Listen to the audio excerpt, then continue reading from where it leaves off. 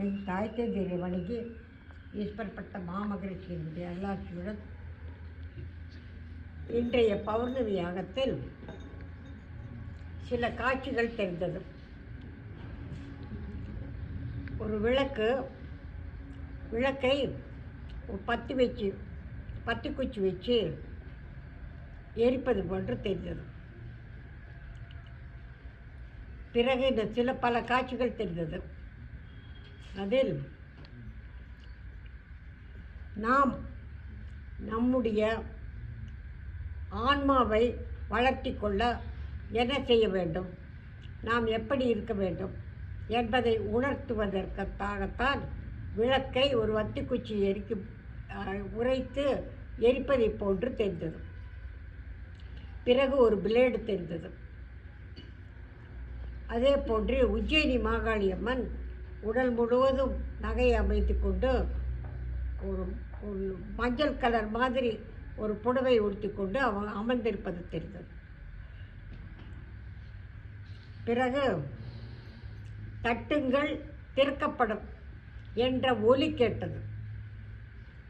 நாதவிந்துகலாதி நமோ நமோ வேத மந்திர சொரூபா நமோ என்ற அந்த பாடலினுடைய ஒலியும் கேட்டது. இதனுடைய உள் நோக்கம் என்னவென்றால்,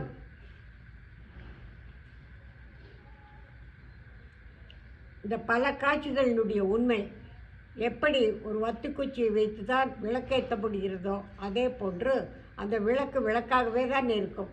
அதை உரசிய பிறகுத்தான் அது எரியும். அதே போன்று இன்று நம்முடைய ஆன்மாவை வளர்த்து கொள்ள வேண்டுமென்றால் புவியியல், வானியல், உயிரியல் என்ற தொடர்பில் நாம் ஒவ்வொருவருமே நம்முடைய உணர்வின் எண்ணத்தை எதுவாக நாம் செலுத்த வேண்டும். விளக்கு இருக்கின்றது, அதை உரித்ததால்தான் எரிகின்றது அல்லவா?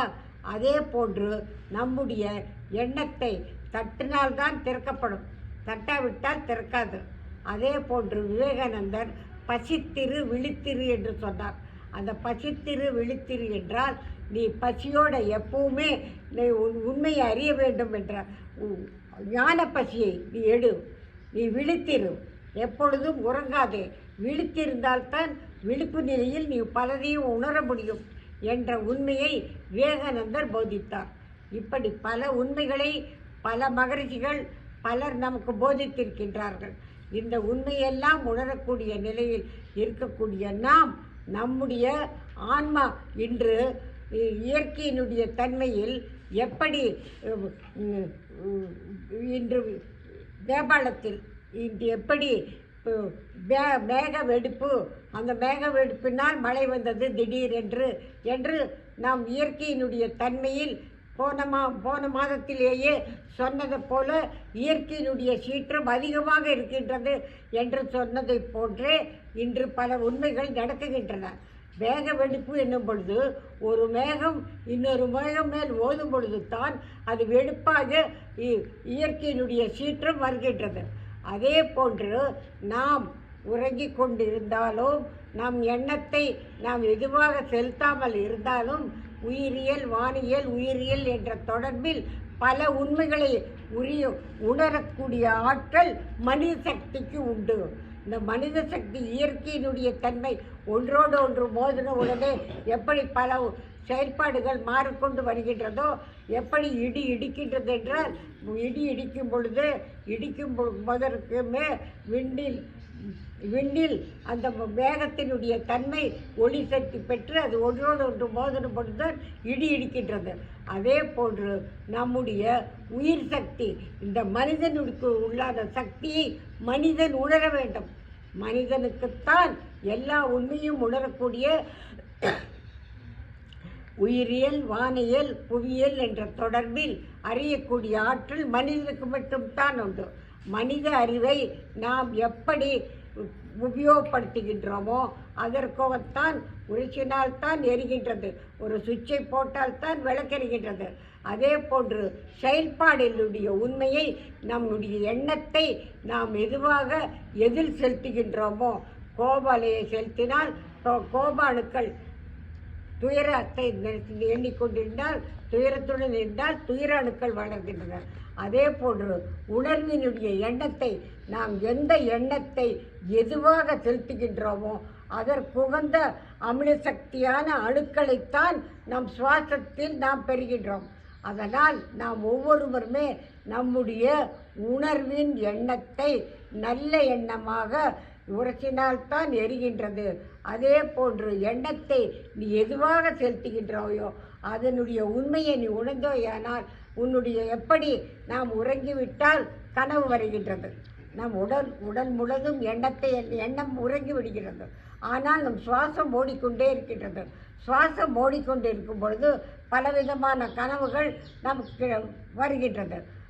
அது சரீரம் உறங்கிவிட்டாலும் நமக்கு கனவு வருகின்றது அல்லவா? அதே போன்று விழித்திரு. நீ விழித்திருக்கும் பொழுது உனக்கு பலவிதமான உயிரியல் என்ற தன்மையில், வானியல் என்ற தன்மையில், புவியியல் என்ற தன்மையில் உணரக்கூடிய சக்தி மனித சக்திக்கு மட்டும்தான் உண்டு.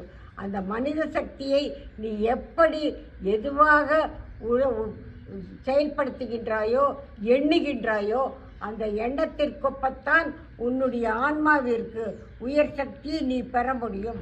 அதை எண்ணிக்கொண்டு ஒவ்வொருவருடைய தன்னுடைய எண்ணத்தை உணர்வால் ஞானத்தால் நம்முடைய ஒவ்வொரு நொடி பொழுதும் நாம் ஞானியாக வேண்டும் என்று எண்ணினால் மட்டும் நாம் ஞானியாக முடியாது.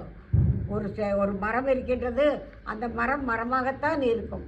ஆனால் அந்த மரத்தை எப்படியெல்லாம் செதுக்கினால் அது ஒரு பொருளாக பண்ண முடிகிறதோ அதை போன்று நம்முடைய எண்ணத்தை எண்ணத்தில் நாம் ஆண்டவன் தந்து விடுகிறான், ஆண்டவன் தருவான் என்று எண்ணுவது மட்டுமல்ல, ஆண்டவன் எங்கிருக்கின்றான், பறந்திருக்கக்கூடிய பரமாத்மாவுடைய சக்தி நம் எண்ணத்தில் மோதும் பொழுது நம்முடைய உணர்வின் எண்ணத்தை நாம் எதுவாக யாருடன் மோதுகின்றோமோ, முருகா, லட்சுமா, சரஸ்வதி, ஆஞ்சநேயா என்று எந்த தெய்வத்தை, இயேசுவ, புத்தா என்று எந்த தெய்வத்தை மட்டும் எண்ணிக்கொண்டிரும். அந்த தெய்வத்தின் பால் உன்னுடைய உணர்வின் எண்ணம் சென்றால்தான் அந்த தெய்வத்தினுடைய ஆசீர்வாதமான அமில சக்தியான அணுக்கள் நம் சரீரத்தில் மோதி அவர்களுடைய ஆசீர்வாதத்தை நாம் பெற முடியும். நாம் பிறந்தோம், வளர்ந்தோம், வாழ்ந்தோம் என்ற நிலையில் நம்முடைய அறிவு கேந்திரமானது நாம் பிறப்பினுடைய தொடர்பில் நம் முன்னோர்களும் நாம் படித்த படிப்புகளும் எப்படியெல்லாம் இருக்கின்றோம் அதே வழியில்தான் நாம் செல்கின்றோம். ஆனால் உண்மையினுடைய தன்மையை மெய்யறிவை கொண்டு மெய்ஞானிகள், சித்தர்கள் பல உண்மைகளை உணர்த்திய நிலையில்தான் இன்று விஞ்ஞானம் ஓடிக்கொண்டிருக்கின்றது. எல்லாமே மனித அறிவினுடைய ஆற்றலை கொண்டுத்தான் இன்று பல உண்மைகளை நாம் பெற்றிருக்கின்றோம். இந்த பெற்ற உண்மையை உணர்ந்து நம் மெய்யறிவை மெய்ஞானியோடு தொடர்பு கொண்டு ஒவ்வொரு நொடி பொழுதுமே நம் எண்ணத்தினுடைய தன்மையை எதுவாக நாம் எண்ணுகின்றோமோ அதுவாக நாம் ஆக முடியும். எப்படி கனவு வருகிறதோ அதே போன்று உணர்வின் எண்ணத்தால் நீ எடுக்கக்கூடிய தியானத்தால் முக்காலமும் உணரக்கூடிய ஆற்றல் ஒவ்வொரு மனித சக்திக்கும் உண்டு. மனித சக்தியினுடைய ஆற்றலை உணர்ந்து நாம் ஒவ்வொருவருமே மெய்ஞானிகளுடைய உண்மையை, இன்று பேரண்டத்தில் இருக்கக்கூடிய உண்மையை ஒரு மனிதன் இருந்த இடத்திலேயே அறியக்கூடிய ஆற்றல் மனித சக்திக்கு மட்டும்தான் உண்டு.